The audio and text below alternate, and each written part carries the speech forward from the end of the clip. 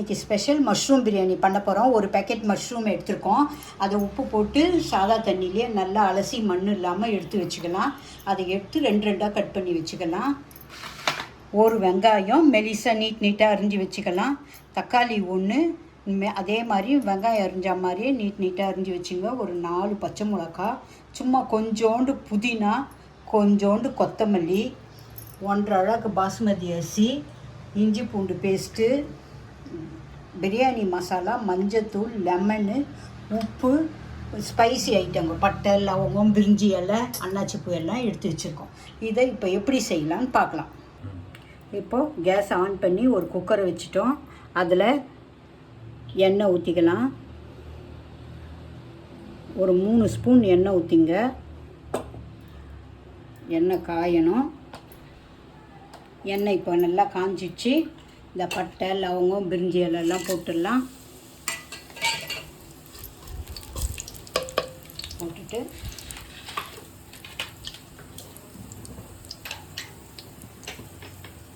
வெங்காயம் போட்டுடலாம். ஒரு வெங்காயம் மெலிசாக கட் பண்ணி வச்சுருக்கோம் இல்லைங்களா, அதை போட்டுடலாம்.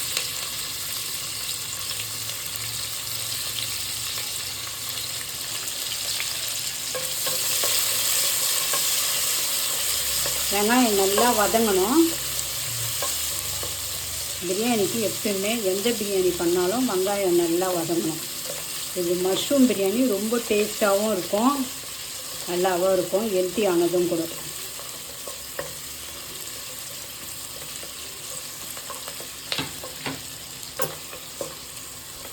நல்லா வெங்காயம் வதங்கணும்.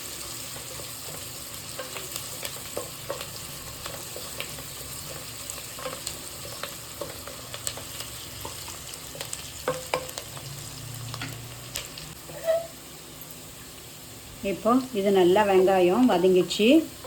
வதங்கின உடனே இது கூட தக்காளியை போட்டுக்கலாம். ஒரு தக்காளி மெலிசாக அதையும் அரிஞ்சு வச்சுருக்கோம், அதை போட்டுக்கலாம். பச்சை மிளகாயும் 4 போட்டுக்கலாம். இஞ்சி பூண்டு பேஸ்ட்டும் போட்டுக்கலாம். போட்டுட்டு இந்த தக்காளியை இஞ்சி பூண்டு பேஸ்ட்டு பச்சை வாசனை போகிற வரைக்கும் வதக்கணும். தக்காளி நல்லா குழையிற வரைக்கும் வதக்கணும்.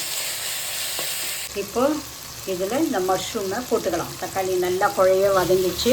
இப்போ இந்த மஷ்ரூமை நல்லா க்ளீன் பண்ணி வச்ச மஷ்ரூமை இதில் போட்டுக்கலாம். நல்லா வதங்கும் போதே இது கூட கொஞ்சம் புதினா, கொஞ்சம் கொத்தமல்லி போட்டுக்கலாம்.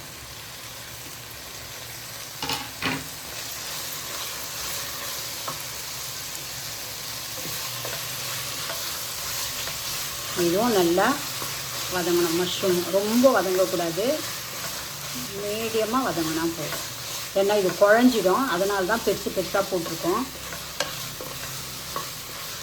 நல்லா வாசனை கம்மன்னு வருது.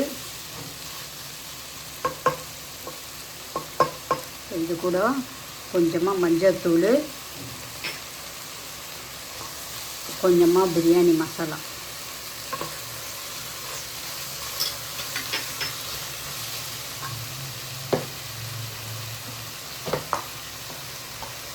இப்போ மஷ்ரூம் போட்டு இதை நல்லா வதக்கிட்டோம். இப்போ இதில் ஒரு 1.5 ஸ்பூன் அளவுக்கு தயிர் விட்டுக்கலாம்.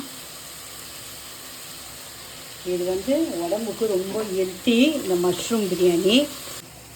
இது பிரியாணி மசாலாவும் போட்டு தயிர் போட்டு நல்லா வதங்கிடுச்சு. இப்போது நம்ம அரிசி 1.5 அழகு எடுத்து வச்சுருக்கோம். அதுக்கு 3 டம்ளர் தண்ணி ஊற்றிக்கலாம். இதில் 1.5 டம்ளர் எடுத்துருக்கோம், அதனால் இதில் 3 டம்ளர் நான் சுடு தண்ணி பக்கத்தில் அடுப்பில் வச்சுருக்கேன், அதிலேருந்து எடுத்து ஊற்றிக்கலாம்.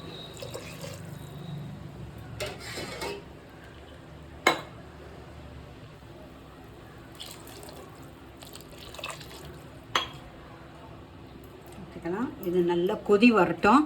அப்புறம் அரிசி போட்டு உப்பையும் போட்டு கொஞ்சம் நேரம் பொறுத்து நம்ம வாயில் குத்தி பார்க்கலாம். உப்பு கரெக்டாக இருந்தால் விட்டுடலாம், பத்தலைனா கொஞ்சம் போட்டுங்க. இப்போது இதில் நல்லா கொதிக்குது, அரிசியை போட்டுடலாம். 1.5 அழகு அரிசி நான் ஒரு 1/2 மணி நேரம் ஊற வச்சுருந்தோம். அப்போ தான் நல்லா வெந்து வரும். ஊற வச்சுருந்த அரிசியை போட்டுட்டோம். நம்ம பாஸ்மதி அரிசி நீங்கள் சாப்பாட்டு அரிசியில் பச்சை அரிசியில் கூட பண்ணலாம், டேஸ்ட்டாக தான் இருக்கும். இப்போது இதுக்கு தேவையான அளவு உப்பு போட்டுடலாம். போட்டுட்டு இது நல்லா கொதி வந்தபோது எடுத்து வாயில் குத்தி பாருங்கள். உப்பு கரைஞ்ச உடனே உப்பு பத்தலைனா உப்பு போட்டுங்க. இப்போ அரிசி போட்டு இது நல்லா கொதித்து வந்துடுச்சு.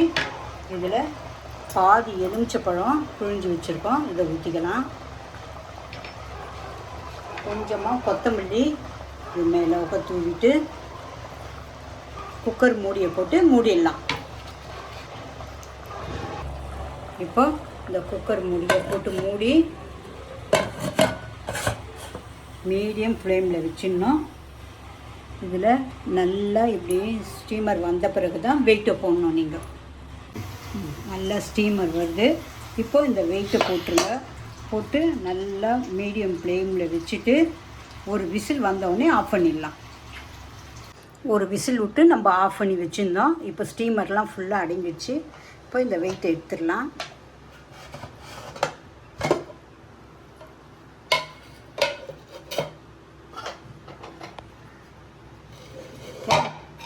கலரி மஷ்ரூம் பிரியாணி தயார். உங்கள் வீட்லேயும் நீங்கள் இதை செஞ்சு பாருங்கள். ரொம்ப டேஸ்டியாகவும் இருக்கும், ஹெல்த்தியாகவும் இருக்கும். இப்போது ஹெல்த்தியான மஷ்ரூம் பிரியாணி ரெடி ஆயிடுச்சு. அது கூட தயிர் பச்சடி வச்சு நீங்கள் சாப்பிட்லாம். டேஸ்டியான மஷ்ரூம் பிரியாணி ரெடி.